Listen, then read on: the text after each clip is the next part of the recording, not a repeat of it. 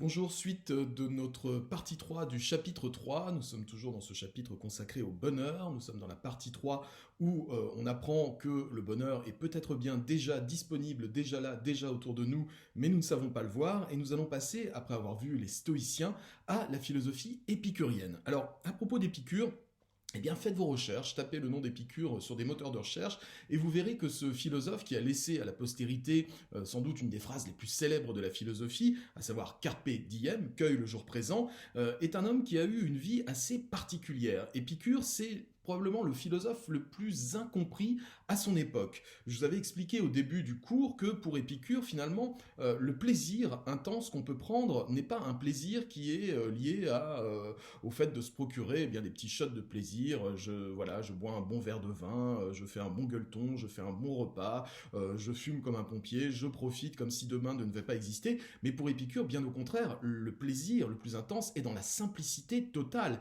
et dans le dénuement total de se dire mais je suis vivant, c'est déjà quelque chose d'extraordinaire. Eh bien, il faut savoir qu'à son époque, Épicure, qui avait fondé sa propre école philosophique, qui s'appelait le Jardin, qui était hors de la ville, Épicure a beaucoup dérangé parce que son message a justement été extrêmement mal compris. Dans l'école d'Épicure, il y avait des esclaves qui pouvaient venir, et ça c'était extrêmement mal perçu à son époque. Il y avait également des femmes qui pouvaient venir. Or, à l'époque, évidemment, seuls les hommes étaient capables d'être philosophes parce que seuls eux étaient capables de réfléchir. Ça a beaucoup énervé les autorités et sur la foi de témoignages un peu limites, eh bien, l'école d'Épicure a été tout simplement fermée, tous ses écrits ont été brûlés. Et voilà pourquoi aujourd'hui, il ne reste pas grand-chose des écrits d'Épicure. Comment est-ce que ces écrits ont réussi à traverser la barrière des siècles? Eh bien, parce qu'en fait, Épicure, tout ce qu'on a pu sauver de ses écrits, il avait écrit des dizaines et des dizaines d'ouvrages au départ, tout ce qui a été sauvé des flammes, ce sont les lettres qu'il avait envoyées et qui n'ont pas pu être interceptées. Il y a 3 lettres en tout, la plus célèbre c'est la fameuse lettre à Ménécée. Donc si vous voulez lire l'intégralité des écrits d'Épicure, c'est pas très long à lire puisqu'il doit y avoir à peu près 30 pages en tout, dont cette fameuse lettre à Ménécée. Et comme il est écrit dans le cours, je vous encourage, je vous appelle, je vous ordonne même d'aller consulter cette lettre à Ménécée. Elle existe sur internet, il suffit de taper lettre à Ménécée Épicure PDF et vous aurez une traduction de cette lettre. Ou alors, si vraiment vous n'avez pas envie de lire, vous pouvez aller sur YouTube et puis vous tapez Lettre à Ménécée Épicure, elle est lue par un comédien, c'est très agréable à écouter et ça vous renseigne davantage sur la philosophie d'Épicure et sur le fait que Épicure était, comme on l'a dit, un philosophe hédoniste. C'est quelqu'un qui croyait que le plaisir mène au bonheur. Mais encore une fois, pas n'importe quel plaisir. Alors on va euh, aller un petit peu plus loin sur la philosophie d'Épicure, on va expliquer un petit peu, donc je vous encourage à faire pause ici et maintenant, et puis à aller soit lire la lettre à Ménécée, soit l'écouter.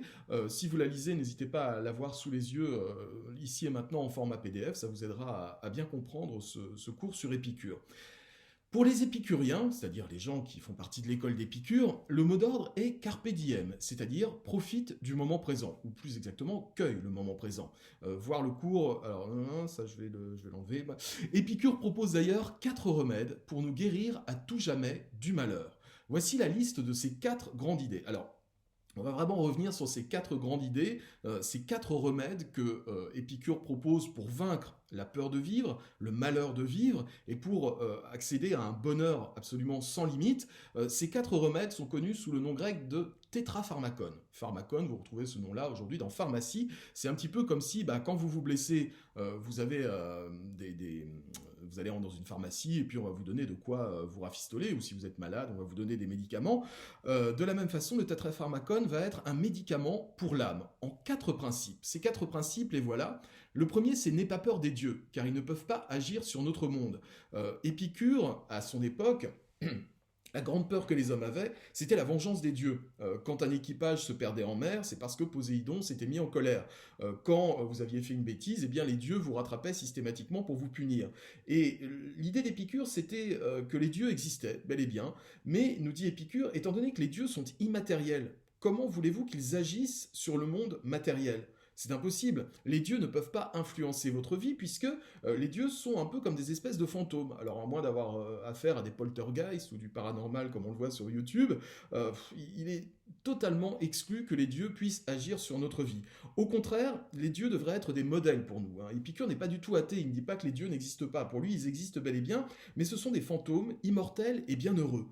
Si vous regardez la vie des dieux, en dehors des légendes qu'on peut en raconter, étant donné que les dieux sont faits d'atomes très subtils, ils n'ont pas besoin de manger, ils n'ont pas besoin de boire, ils n'ont pas besoin de dormir, ils ont une vie éternelle, et nous devrions prendre modèle sur eux, nous devrions être comme eux. Donc cessons d'avoir peur des dieux. Alors si on devait transposer ça à notre époque, on devrait parler plutôt du destin. Aujourd'hui, nous sommes extrêmement superstitieux. Si on devait retranscrire la philosophie d'Épicure à notre époque, on pourrait s'en prendre par exemple aux gens, vous savez, qui sont très superstitieux, ou les gens qui croient en l'horoscope. Il y a des gens comme ça, et je ne blâme pas, parce que ma mère est comme ça, elle ne peut pas sortir de chez elle le matin si elle n'a pas lu son horoscope. L'horoscope, c'est la même chose, c'est se dire que la configuration des planètes au moment de votre naissance va influencer votre existence. C'est un peu futile comme façon de penser. Donc arrêtez de penser, nous dit Épicure, qu'il y a des causes extérieures qui agissent sur nous. Nous sommes les seuls et uniques responsables de notre destin. Donc si vous arrive une tuile, prenez-vous-en à vous-même. Vous voyez, c'est assez proche finalement du stoïcisme.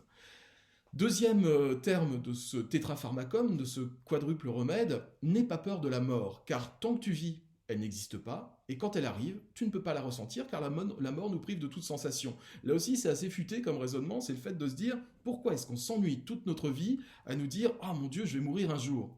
Le jour où vous allez mourir, dit Épicure, vous ne vous rendrez compte de rien puisque vous serez mort. Et par conséquent, voilà, vous n'allez strictement rien sentir. Et pourquoi y penser maintenant ? Puisque vous êtes en vie, la mort n'est pas là. Et quand la mort sera là, c'est vous qui n'y serez plus. Donc vivez ce que vous avez à vivre et ne vous préoccupez pas de la mort. C'est un faux souci, c'est un faux ennui. Troisième terme de ce tétrapharmacone, avoir ce dont on a besoin est à la portée de tous. Manger simplement, avoir une vie tranquille. Si on désire des choses extravagantes, c'est là qu'on se rend malheureux. Effectivement, souvent la cause de nos malheurs vient du fait que nous avons des désirs qui sont disproportionnés par rapport à ce que nous sommes, par rapport à ce que nous faisons.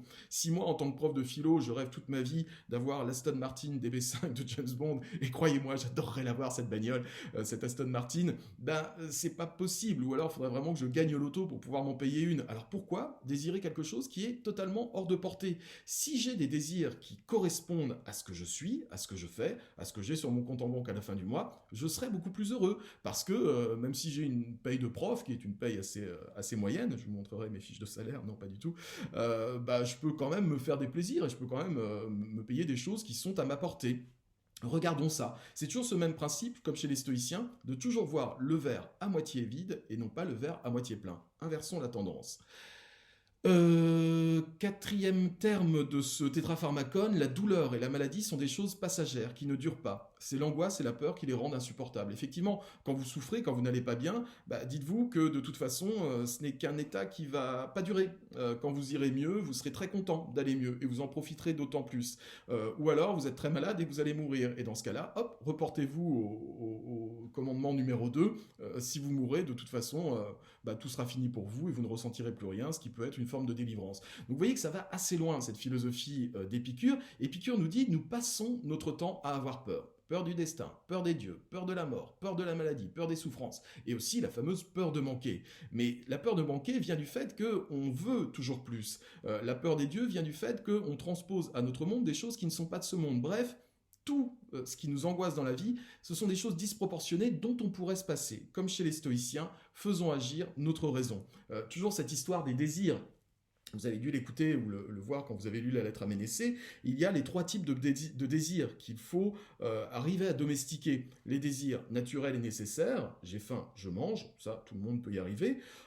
Les désirs naturels non nécessaires, comme par exemple avoir des amis. Si vous avez des amis, c'est formidable parce que c'est plutôt sympa, mais si vous n'en avez pas, vous n'allez pas en mourir. Et puis, le 3e type de désir, ce sont les désirs non naturels et non nécessaires. Et ceux-là, il faut à tout prix les bannir. Les désirs non naturels et non nécessaires, c'est le fait de rester jeune toute sa vie, d'être immensément riche, d'être très très connu. Ça, ce sont des désirs qui sont hors de notre portée. Pourquoi se rendre malheureux pour des désirs pareils ? La gloire, la célébrité, la fortune.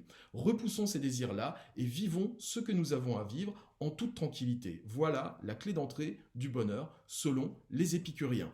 continuons la lecture du cours, à chaque fois, on se rend compte que ce qui nous empêche de vivre et nous rend malheureux, ce n'est pas le réel extérieur lui-même, le temps, la mort, etc., mais plutôt la représentation que nous nous en faisons. Si je change ma représentation, je peux changer ma vie. C'est ça qui est important. Comme chez les stoïciens, ce n'est pas les choses qui m'arrivent qui m'affectent, c'est ma façon de voir les choses qui m'arrivent. Avec ces 4 remèdes, l'homme peut se sortir du malheur, mais il peut aussi simplement trouver le bonheur, dans une vie sans excès et sans désir inutile, loin des plaisirs futiles et passagers, qui ne créent que de la frustration. Le sens du bonheur consiste donc, pour les philosophes antiques, à penser sa vie et suivre sa pensée. C'est une expression du philosophe André Comte-Sponville, qu'on voit pas mal dans les médias en ce moment, puisque lui veut carrément continuer à bosser, choper le Covid, et voilà, bon, c'est un peu particulier. Mais André Comte-Sponville, voilà, c'est quelqu'un de très intéressant, c'est un philosophe contemporain qui est très intéressant, et qui revient effectivement sur l'épicurisme en disant « penser sa vie et suivre sa pensée », ça veut tout simplement dire que, chaque fois qu'on vit une émotion particulière, prenons assez de recul par rapport à cette émotion pour pouvoir la dominer grâce à la raison. C'est-à-dire, soit effectivement on accepte cette passion, ce sentiment, soit on le ou la rejette parce qu'il ou elle est totalement hors de propos. Alors vous allez me dire, mais le stoïcisme et l'épicurisme, ça se ressemble beaucoup. Oui, ça se ressemble beaucoup, mais il faut savoir que les deux écoles étaient plutôt pas mal opposées quand elles étaient en place dans l'Antiquité grecque et romaine. Pourquoi l'épicurisme et le stoïcisme étaient considérés comme ennemis? Tout simplement parce qu'elles partent de 2 points de départ extrêmement opposés. Pour les stoïciens, je vous l'ai expliqué dans la précédente vidéo, tout ce qui arrive dans le monde a un sens. Il y a une grande raison cachée derrière tout ça qui fait que l'univers, le cosmos fonctionne et que rien n'arrive jamais par hasard. Alors que pour les épicuriens, c'est exactement le contraire. Tout arrive totalement par hasard. Le monde n'a pas été créé par un dieu ou autre chose. Le monde a commencé à exister, l'univers a commencé à exister uniquement par le hasard le plus total. Donc, dans ce monde qui est totalement privé de sens, eh bien c'est à nous, les êtres humains, puisque nous possédons chacun une raison, de pouvoir mettre du sens là-dedans. Le sens de la vie, c'est à nous de le trouver.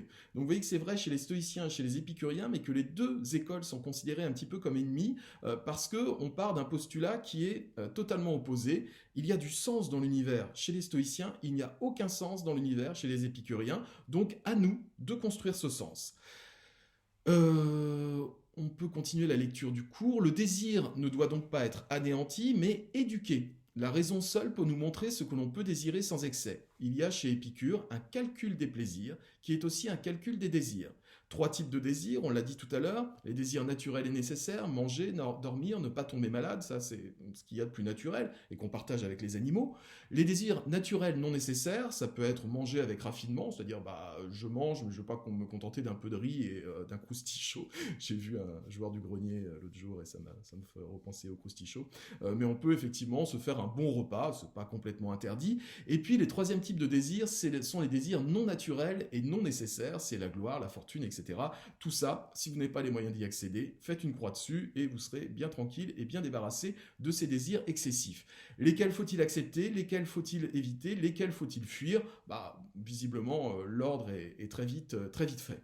Dans la prochaine vidéo, nous verrons la dernière partie de ce cours avec une philosophie. On va faire un bond à travers les siècles puisqu'on va aller voir du côté des philosophes utilitaristes, 18e, 19e siècle. À la prochaine fois.